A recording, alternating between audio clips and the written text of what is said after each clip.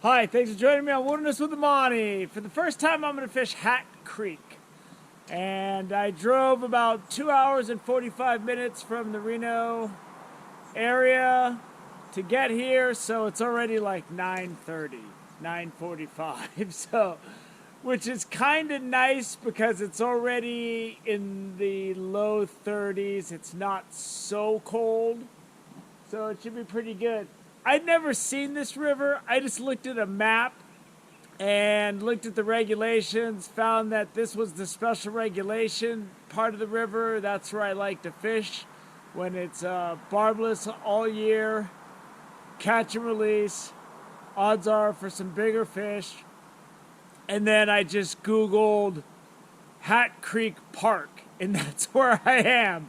And at first glance at the river right in the park, this isn't really the type of water I like to fish, but I'm not going to judge it. I got my fly rod in the car just in case. I got flies. I'm fishing jigs because when I'm scouting new river especially, I like to hit and run, see as much river as possible. Let's get some fishing in. Let's see if we can't get something in the net. On my first trip out to Hat Creek, starting at Hat Creek Park. And this is, I guess this is part of the California Wild Trout program. And as I said here, Hat Creek from Britain, upstream to Baum Lake, exclusive of concrete, open all year, zero trout, only artificial lures with barbless hooks may be used. One thing's for sure, if I can make this jig work on this sandy bottom, because I can fish any speed I want, right down to crawling it across the sand, it's going to be an easy day. But it never works out like that. I only catch fish where it's difficult, it seems like. I haven't seen anything yet, but I think I just got my first hit. There we go. Oh. That was a fish. I think it was a fish. I don't know. That's the second time I've casted it out there in the same spot and kind of got the same feeling. So sometimes that means there's some kind of a something that I'm running into. No, that's the bottom. All right, I just saw my first good sized rainbow. And he followed my jig right up under this undercut bank. And he just wouldn't take it. He was swimming in circles around it. He just wouldn't take it though. But he was there. There's one. It's not the big one I saw. I don't even know what kind of fish are in here. So we're gonna see right now. Let's go over here where it's lower to the water. I could let him sit in the net for a second. It's really cold, so the hook's already fallen out of his mouth. And it's a brown trout, so apparently there's brown trout in here. And in featureless water like this, I'm casting upstream and I'm just bouncing it along the bottom. And that's it. There's my first Hat Creek trout, and it's about 29, 30 degrees, so I can't believe I'm about to get my hand wet. But that's fine. And there's your brown trout. Nice brown, fat fish. Get him in the water. Whew, he shot right back out there. All right. I just had a little like 10-incher fall off, and thank goodness. That seems to be the system, just upstream to downstream, and I'm just bouncing my jig along the bottom. I just had a really nice rainbow hooked momentarily. And what I'm doing is there's a really deep area along this undercut bank. And I'm just trying to cast as close as I can without getting into the roots that are sticking out. And he came out and just nailed that thing, man. He almost caught me by surprise. I thought I had a good hook set on him. And by the time the camera came on, he was already gone. But I'm pretty sure that's going to be the formula, at least in this featureless area. I got to cast upstream, and I have to literally skip it along the rocks on the bottom. So I cross the road. There's a trail that goes along the river So I'm gonna go explore this. So what I'm dealing with is a lot, if you can see it, it's a lot of sand with this growth. And this isn't the best jig fishing water. But I've seen a couple fish swimming around out there. I don't know if they're gonna hit this jig in this situation though. Hoping at some point this trail goes back down by the water. It doesn't look great down there, but I know big trout can definitely be hanging out at the back end of those weeds that are waving. So there are some pretty good sized fish just sitting on the bottom out here eating nymphs or whatever's floating down. But everything is super spooky. Like I'm trying to run my jig down and these fish are just bolting. They're like, my jig, I'm casting way upstream and bouncing it on the bottom by them. And they're like, not only are they not going for it, they're just strictly running away. So I might have to bust something else out. I don't know. One of those big boys to come out and grab my jig. It's just really hard to land them right here. I was bringing it right along the bottom. Just dipping it along the bottom. And he swam over and grabbed it. He's going under the bank now. That's a big something. It's a big brown. This is Hat Creek for you right here. But if I can get him in past these bushes, that's the key. Oh, got him. Woo! That's a big brown trout.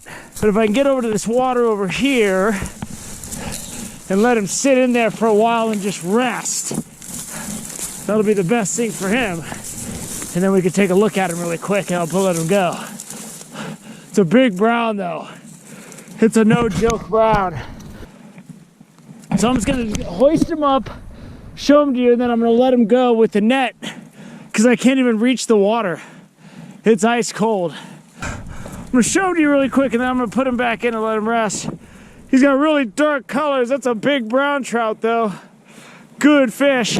Put him back in the net. I'm gonna hoist him over here.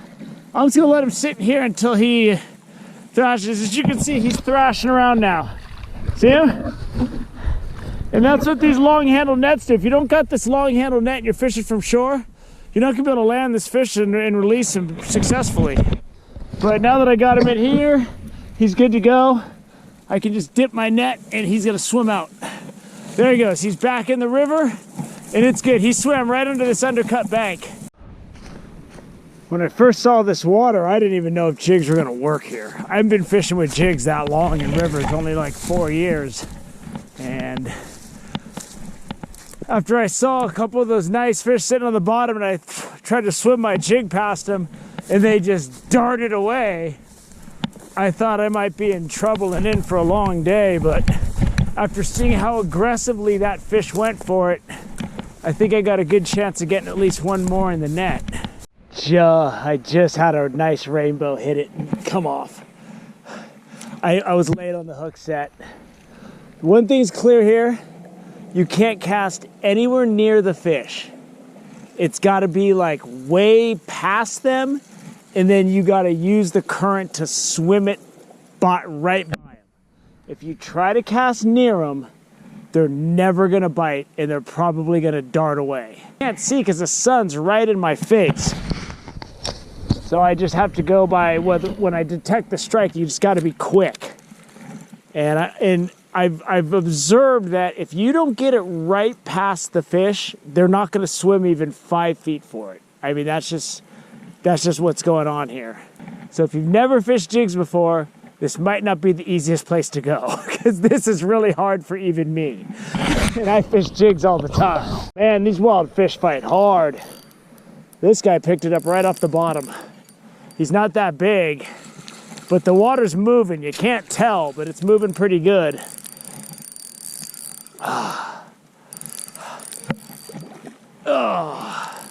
Hey, he's not as small as I thought he was. He looked a lot smaller when he was way out there. Once I got him close, he's a pretty good fish. It's kind of, so I'm gonna put him in there. The water's cold, but I always like to make sure that they're really strong before I let them go. And even though this is mandatory special regulations barbless jigs, if you're gonna fish jigs, I highly recommend, even if you're gonna keep some or it's not special regulations, get rid of the barbs. File them off with a needle file, and that way the barb falls out when the fish gets in the net, and the chance of you damaging the fish's jaw. I caught a cut bow last week for Wilderness with the Monty on Patreon. Big, beautiful cut bow.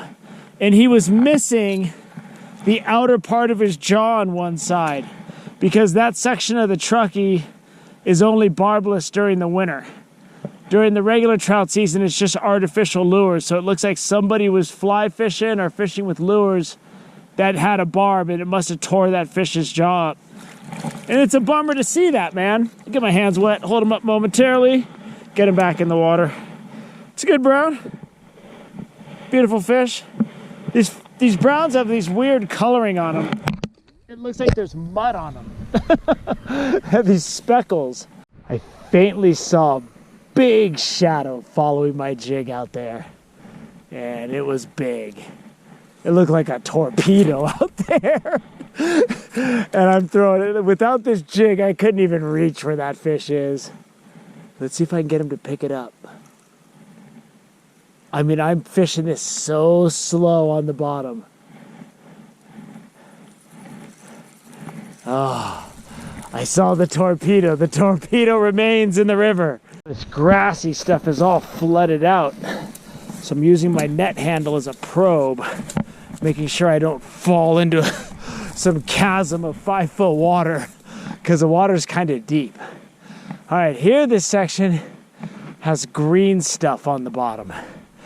Green stuff and jigs you're trying to fish on the bottom do not go together because then there's green stuff on your jig and the fish are just like, come on, dude.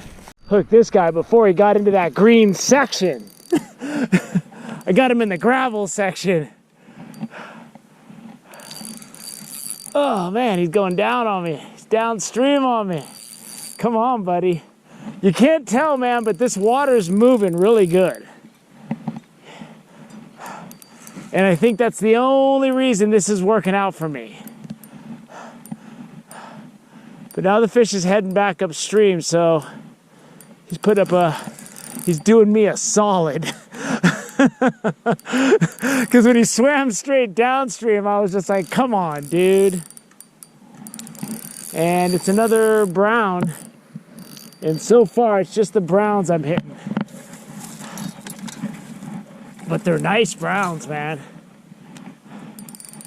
Hard to catch, but hard fighting. Especially on this ultralight 5-foot. I want to show you that pattern again. This guy's big. Way bigger than I thought. See how they're just dark brown? They have like this muddy tone to them, and I guess that just has something to do with the environment. Let's let this guy rest in the water for a bit. And when I'm confident he's strong enough to go back in, then I'll release him. Look at him thrashing. He's ready to go. I'm gonna hold him up really quick and then I'm gonna set him back in. I'm gonna get my hands wet. Always want to get your hands wet before you touch these guys if you're new to fishing. Oh.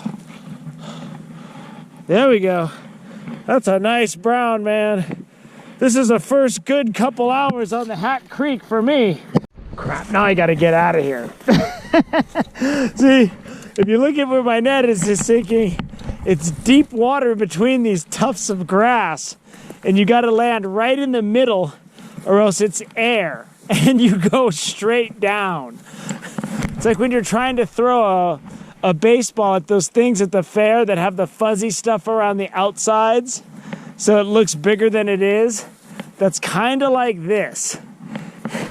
And if you fall in, I'll have a boot full of water.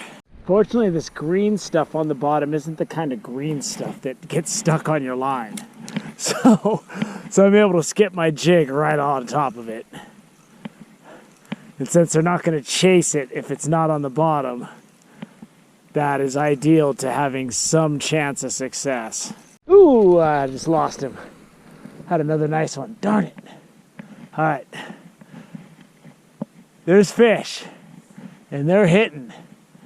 It's just, you gotta be methodical about it, and it's working.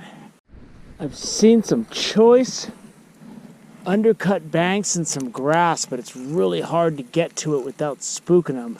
Because if you're standing on top of it, it's not gonna work, obviously. But this is the first spot I could get a clean cast at it without stomping on it and getting above it. And of course, the bank isn't that good in this spot. So it really didn't matter. There we go. It's real tough to detect these strikes, man, because these fish they're picking it up off the bottom, so you got to know whether you're getting the bottom or you're getting the fish. And this might be my first rainbow that I get in the net, if I get him in the net.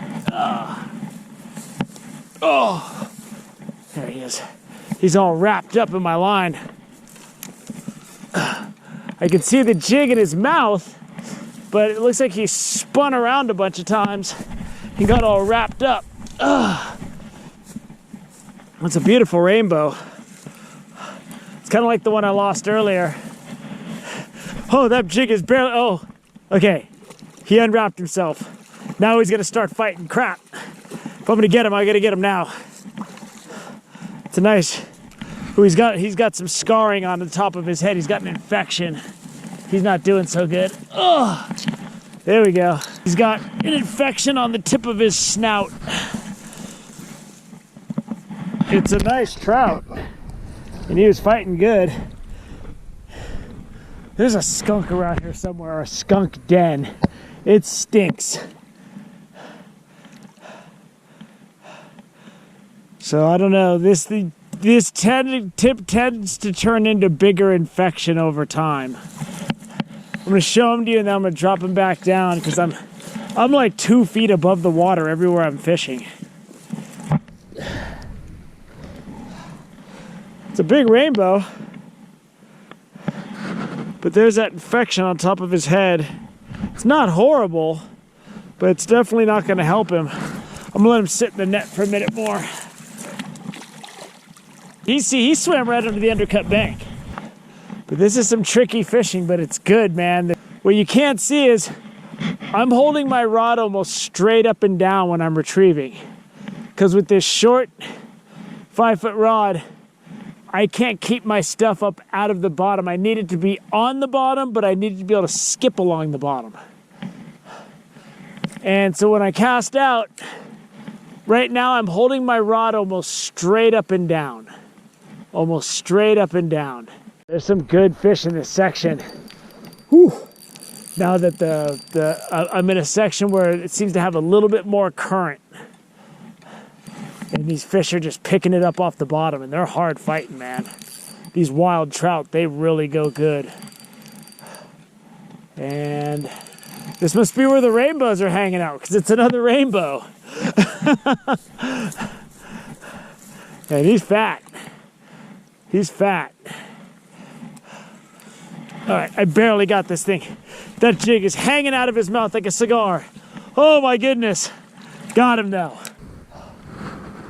And this is some fishing today, man. This is nice. Oh. And again, these long handle nets, you can't really reach the water, but with this long handle net, I can shorten the fight, which is good for the fish. I can let him sit in this big basket rubber net and rest for as long as he needs to until he's really thrashing around. And then if I need to scoop him back down because I can't get close to the water. You try to get close to this water, you're falling through this grass and you're gonna take a leg bath at the very least. All right, let me get my hands wet. I'm gonna hold him up and then I'm gonna reach him back over this grass. Woo! Look at that rainbow. Big, beautiful fish. Red gill plate. I'm gonna let him sit for another second. And hopefully this skunk I'm smelling, it's getting stronger and stronger. And I have a feeling it lives in this grass.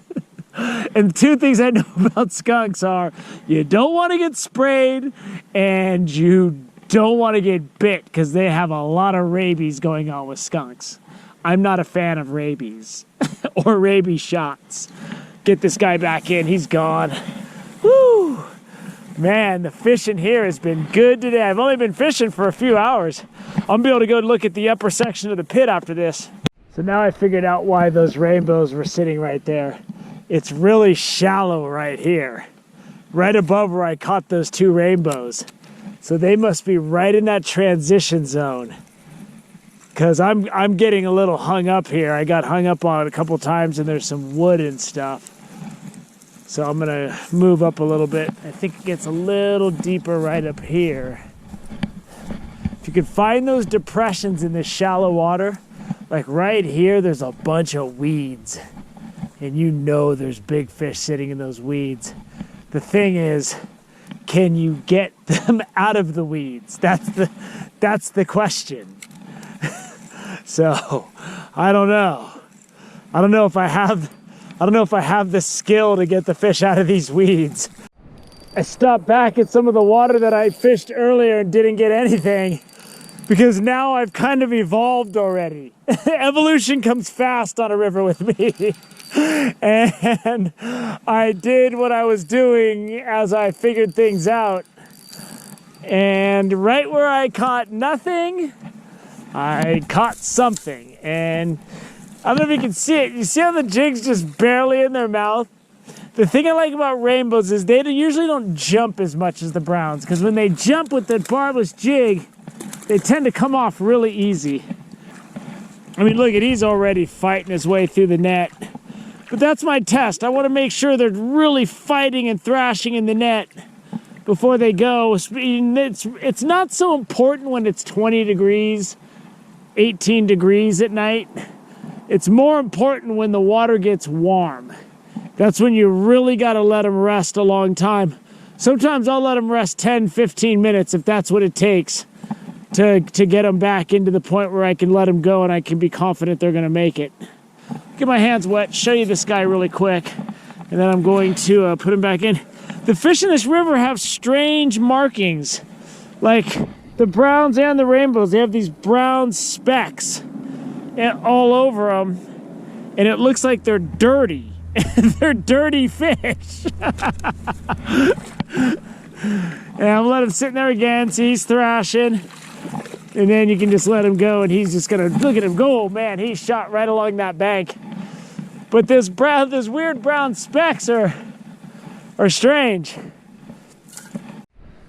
And I don't always remember to fill these out, but they got pencils and they got that, and this helps the biologists figure out how healthy the stream is. I'm back in the park fishing the same water I fished, and immediately picked up a nice rainbow. Actually, this is a brown, and it's just I wasn't making enough casts. I wasn't even sure there were fish in here, so I was like, I had to. Oops! Oh, I'm gonna lose this fish if I don't get on the ball here. I wasn't even sure I was gonna catch any fish in this park, so let this guy rest a bit. And I'm gonna show you those specks on his stomach. They're really interesting. And they're markings that you're seeing in this river alone. The big brown had a bunch of them. But this is a nice fish. And I'm right in the nice grass area of the park. Get my hands wet, and then I'll let them go. Show them to you really quick. See that dirty brown specks all over him? That's a nice brown trout right there. It's not huge. And I'm way up above the water right now. And he's thrashing around in there, thrashing around. Look at him thrashing around. See, that's my test.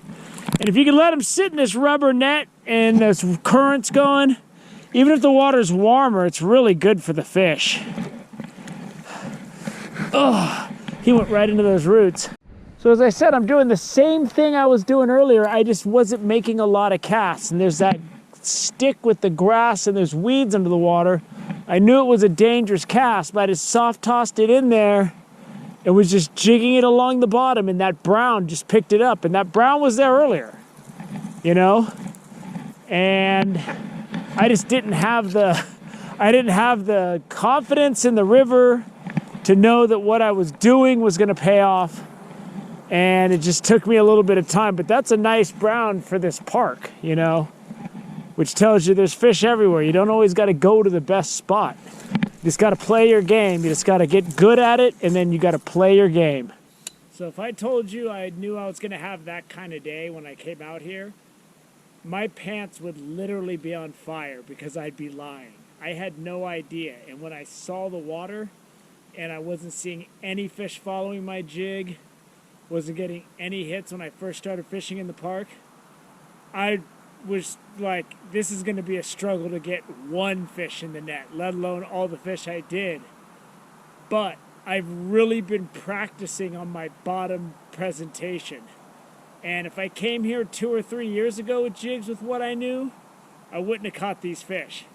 I've really been practicing a lot, and my Patreon subscribers can tell you because I'm always talking about how it's a good opportunity for me to practice my bottom game. The bottom game is good. You have to have confidence and believe it can work because it doesn't seem like it could. And if you come here with spinners and spoons, I don't know if you're going to catch anything. These wild trout aren't the kind of trout that look like they're just going to aggressively strike anything. I didn't get one aggressive strike today. All of my strikes were, I literally cast down. I got to hold this is less than 5 feet now because I changed the tip twice. And I'm just going like this, bink, bink, bink, bink, bink, as I'm reeling it in. And you feel them go ding, ding, and you just got to set the hook. Anything suspicious, set the hook. When in doubt, set the hook. So I hope you enjoyed this first try at Hat Creek in the special regulation wild trout section. It was fantastic. It was definitely worth the 2 hour and 45-minute drive this morning that started at 5 a.m. I had to stop and sleep because I was falling asleep. And I'm definitely going to come back. This will probably definitely be a Patreon favorite for me. So thank you for joining me on Wilderness with Amani on my first scout of Hat Creek. Until next time.